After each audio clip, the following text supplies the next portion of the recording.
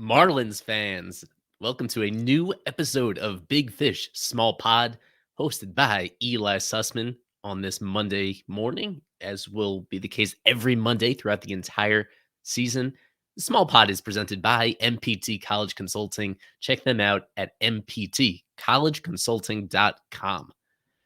This is going to be my final Marlins opening day roster projection. I've done a few of these on the site, fishonfirst.com, but this one just 3 days prior to the Marlins officially setting their roster for 2024 opening day. A quick rundown of the 26 players that I think are going to get spots and kind of some thoughts about how it is that these players actually fit together, how they complement one another, and what this team may be missing, at least for the early portion of the 2024 season. On the position player side, we like to say that there's always some sort of competition going on. Unfortunately, in the Marlins case, this group has been set for the better part of a month. A month ago, the Marlins signed shortstop Tim Anderson. And in alphabetical order, these are the 13 guys that I have on the hitting side making the team. In addition to TA, Luis Arise, John Birdie, Josh Bell, Christian Benfencourt, Vidal Brujan, Jake Berger, Jazz Chisholm Jr., Brian Dela Cruz, Nick Fortes, Avisail Garcia, Nick Gordon, and Jesus Sanchez. That group has been unchanged for a month because the Marlins have been basically injury-free on this side of the ball throughout spring training. As we'll get to in a moment, that has not been the case on the pitching side. For them, there to be any wiggle room, any surprises here, there really needs to be some sort of setback or a really extremely positive or negative performance here. Otherwise, this is the group we've had.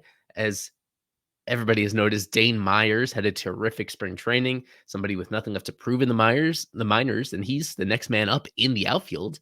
But he wasn't going to displace Vidal Brujan because he's out of options. He wasn't going to displace Nick Gordon, who had a very good spring training, and he's out of options.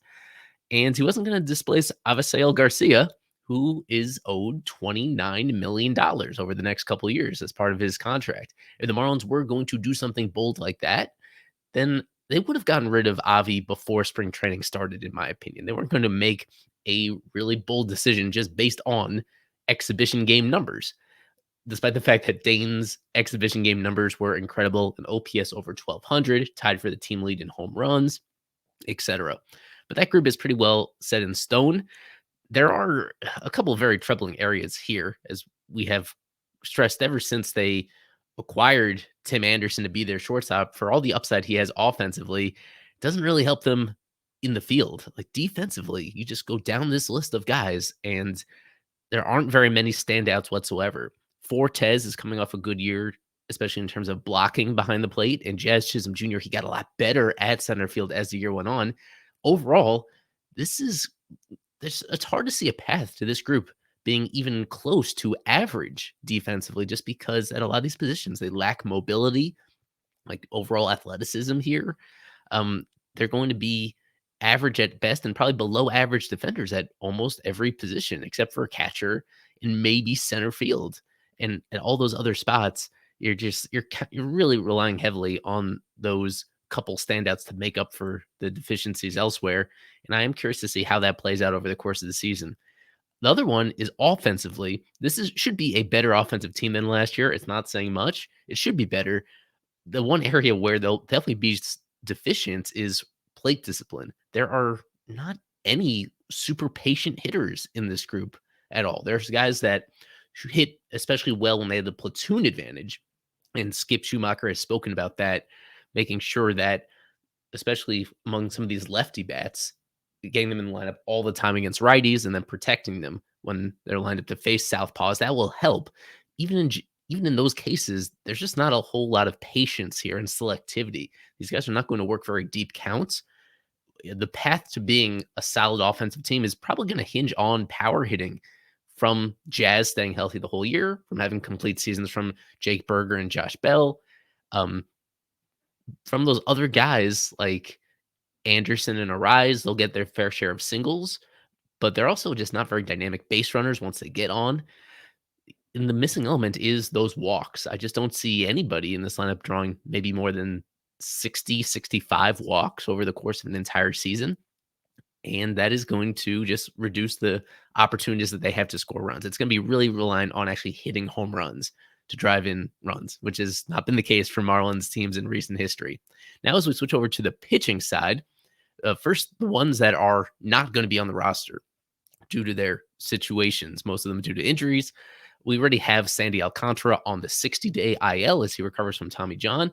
And I foresee four other guys also beginning on the IL, all of them pitchers. Edward Cabrera with a shoulder, JT Chagua with a neck, Braxton Garrett with a shoulder, and Yuri Perez with his sigh of relief, only mild inflammation in his right elbow. I think Cabrera, Chagua, Garrett, Perez, all of them would just be on the 15-day IL. I think that was the big news coming out on Yuri is that he's already resumed a throwing progression, so it's not unreasonable to think he could be back before the end of May on at fully stretched out as a starter, barring any setbacks. So I think only Sandy on the 60-day, those four other pitchers on the 15-day. And then there is the curious case of Huascar Brazoban, who, as of this recording, is still not in the U.S. due to visa issues.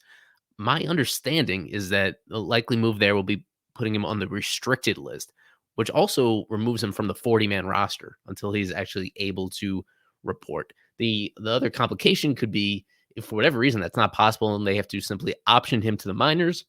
In that case, he would still take up a 40-man roster spot. I think in his situation, just based on precedent of other players that have had travel issues entering the U.S., restricted lists should be an option here. There's no suspense remaining on the starting pitching side that has already been announced. Jesus Luzardo, AJ Puck, Ryan Weathers, Trevor Rogers, Max Meyer in that order to begin the season. The concern here is pretty apparent just because of most of these guys, how they were used last year. There's a lot of questions about how they'll do deeper into their starts. How will they perform the third time through a lineup? For Puck, who has never started in the big leagues, for Ryan Weathers, who has started very unsuccessfully in the big leagues, Trevor Rogers barely pitched at all in 2023, and when he did in 2022, he struggled to get deep into games. And Max Meyer, coming off his major injury, who I think there's natural questions about whether he has a deep enough pitch mix to get him into those games. On the bullpen side, this is really where the only suspense is at this point. There are five guys that are firmly locked in: Tanner Scott, Andrew Nardi, Anthony Bender, George Soriano, Sixto Sanchez. Very brief shout out to Soriano, who quietly was incredible this spring. 9 2/3 scoreless innings and barely led any base runners. I think he could be working in high leverage situations this year. That leaves three more spots. 13-man pitching staff already have five starters, five relievers, final three spots. I feel pretty confident about Declan Cronin. He's somebody that has stood out even before the spring games began. He made a pretty early impression that despite kind of having very unremarkable velocity, that his fastball is hard to hit, and his results in spring were overall pretty good. So I think a pretty high degree of confidence that Cronin is going to get one of these spots. So it's really three guys for two spots to fill out this bullpen in low leverage and long relief situations.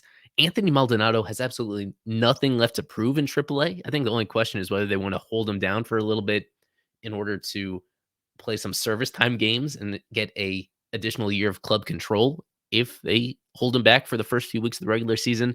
But he's ready. And I think given the other injuries to this bullpen, that kind of by default, he's deserving of moving into one of these spots. And then there has to be at least one long man, conventional long man here. And that's Brian Hoeing or Vladimir Gutierrez or both. So that's the decision here between Maldonado, Hoeing, Gutierrez, two of those three getting on the roster.